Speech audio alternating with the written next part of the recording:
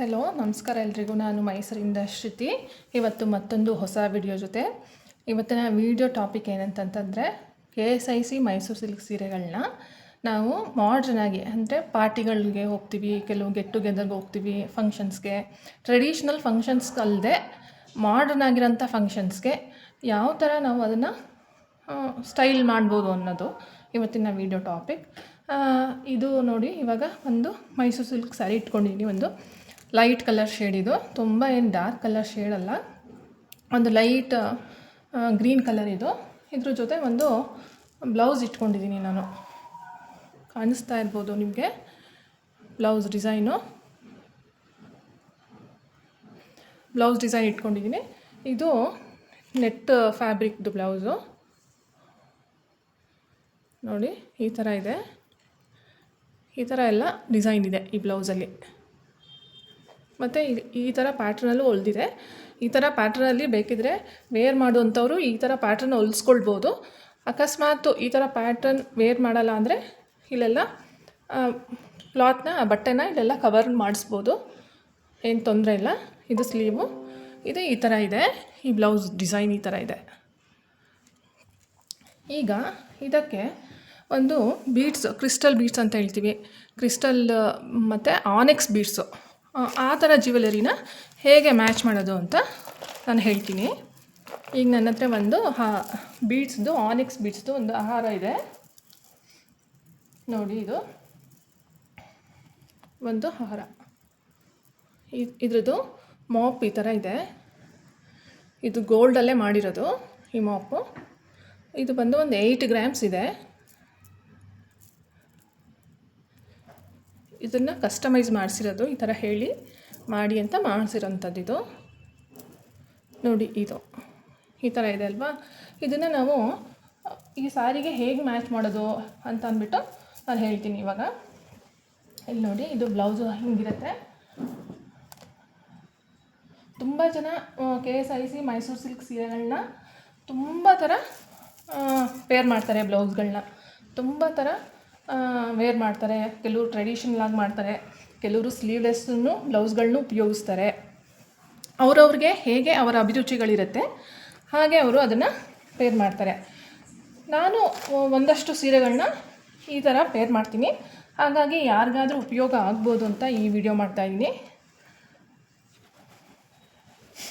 ನೋಡಿ. ಇದನ್ನು ನಾವು ಹೀಗೆ ವೇರ್ ಮಾಡ್ತೀವಿ ಅಲ್ವಾ, ಹೇಗೆ ಕಾಣಿಸುತ್ತೆ ಅಂತ ಒಂದು ತೋರಿಸ್ಬಿಡ್ತೀನಿ ನಾನು ನಿಮಗೆ.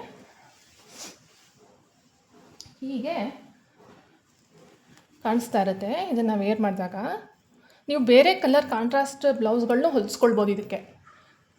ನಾನು ಇವತ್ತು ನಿಮಗೆ ಈ ಕಲರ್ ತೋರಿಸ್ತಾ ಇದ್ದೀನಿ. ಹೀಗೆ ಕಾಣಿಸುತ್ತೆ. ಮತ್ತು ಇದಕ್ಕೆ ನಾವು ಹಾರನ ಹಾಕಿದ್ರೆ ಹೇಗಿರುತ್ತೆ ಅಂತ, ಇದು ನನ್ನ ಹತ್ರ ಮಾಡಿಸಿರೋದು. ನಾನು ಈ ಕಲರ್ ಇರೋದ್ರಿಂದ ನಿಮ್ಗೆ ಇತ್ತೊಂದು ತೋರಿಸ್ತಾ ಇದ್ದೀನಿ. ನೀವು ಬೇರೆ ಕಲರೂ ಮಾಡಿಸ್ಬೋದು, ಬೇರೆ ಬೇರೆ ಕಾಂಟ್ರಾಸ್ಟ್ಗಳಲ್ಲೂ ನಾವು ಈ ಥರ ಉಪಯೋಗಿಸ್ಕೊಳ್ಬೋದು. ಇದು ನೋಡಿ, ಹೀಗಿದೆ, ಹೀಗೆ ಕಾಣಿಸುತ್ತೆ. ಇದು ಹಾಕಿದಾಗ ಪಾರ್ಟಿಗೆ ತುಂಬ ಒಳ್ಳೆ ಲುಕ್ ಕೊಡುತ್ತೆ. ನನ್ನ ಕೈ ಅಡ್ಡ ಆಗ್ತಾಯಿದೆ ಅಂತ ಅನಿಸುತ್ತೆ. ಒಂದು ನಿಮಿಷ, ಇದು ಹೀಗೆ ಹಾಕ್ಬಿಡೋಣ ನೋಡಿ.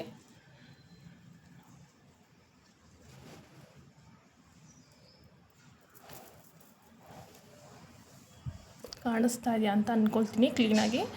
ತುಂಬ ಚೆನ್ನಾಗಿ ಕಾಣಿಸುತ್ತೆ ಈ ಥರ ಹಾಕೋದ್ರಿಂದ. ನಮಗೆ ಗ್ರೀನ್ ಕಲರ್ ಬೇಡ ಅಂತಂದರೆ, ಗ್ರೀನ್ ಸಾಮಾನ್ಯ ಎಲ್ಲದಕ್ಕೂ ಮ್ಯಾಚ್ ಆಗುತ್ತೆ ಅಂತ ನಾನು ಗ್ರೀನ್ ತೋರಿಸ್ತಾ ಇದ್ದೀನಿ. ನಿಮಗೆ ಗ್ರೀನ್ ಬೇಡ ಅಂತ ಹೇಳಿದ್ರೆ ನೀವು ಬೇರೆ ಬೀಡ್ಸ್ಗಳಲ್ಲೂ ಮಾಡಿಸ್ಕೊಳ್ಬೋದು. ಈ ಬೀಡ್ಸಲ್ಲಿ ನಾನು ಇನ್ನೊಂದು ಕಲರ್, ಇದನ್ನು ಸ್ವಲ್ಪ ಕಾಂಟ್ರಾಸ್ಟ್ ಆದರೆ ಇನ್ನೂ ತುಂಬ ಚೆನ್ನಾಗಿ ಕಾಣುತ್ತೆ. ನಾನು ಈಗ ಇದನ್ನು ತೋರಿಸ್ತೀನಿ ನಿಮಗೆ. ಇದೊಂದು ಕಲರ್ ಬೀಡ್ಸ್ ಇದೆ ನೋಡಿ. ಇದು ಮಾಡ್ಸೋಕ್ಕೆ ಅಂತ ಬೈ ಮಾಡಿ ಇಟ್ಟಿರೋದು, ಒಂದು ಮೋಪ್ನ ಮಾಡ್ಸೋಣ ಅಂತ ಬೈ ಮಾಡಿ ಇಟ್ಟಿರೋದು. ನನ್ನ ಚಾನಲಲ್ಲಿ KSIC ಸೀರೆಗಳ ಬಗ್ಗೆ ತುಂಬ ವೀಡಿಯೋಸ್ಗಳಿದೆ. ಹೋಗಿ ಒಂದ್ಸಲಿ ಚಾನಲ್ನ ಚೆಕ್ ಮಾಡಿದ್ರೆ ನಿಮಗೆ ತುಂಬ ಇನ್ಫಾರ್ಮೇಷನ್ ಸಿಗುತ್ತೆ. ಕ್ವಾಲಿಟಿನ ಹೇಗೆ ಚೆಕ್ ಮಾಡೋದು ಅಂತಲೂ ನನ್ನ ಚಾನಲಲ್ಲಿದೆ, ನೀವು ಹೋಗಿ ಚೆಕ್ ಮಾಡ್ಬೋದು. ನೋಡಿ ಇದು ಹೀಗಿದೆ. ಇದನ್ನೊಂದು ನಾಟ್ ಮಾಡೋಣ, ಯಾಕಂದರೆ ಇದು ಇದಾಗಿರೋದ್ರಿಂದ ಮಾಡಿ ತೋರಿಸ್ತೀನಿ ನಾನು ಹೇಗೆ ಕಾಣಿಸುತ್ತೆ ಅಂತ. ತುಂಬ ಮಾಡರ್ನಾಗಿ ಕಾಣಿಸುತ್ತೆ ಈ ಥರ ನಾವು ವೇರ್ ಮಾಡೋದ್ರಿಂದ.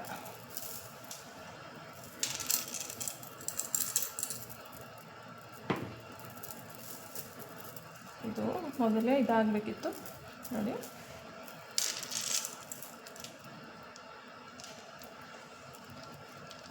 ಈ ಕಲರನ್ನು ತುಂಬ ಚೆನ್ನಾಗಿ ಕಾಣಿಸುತ್ತೆ.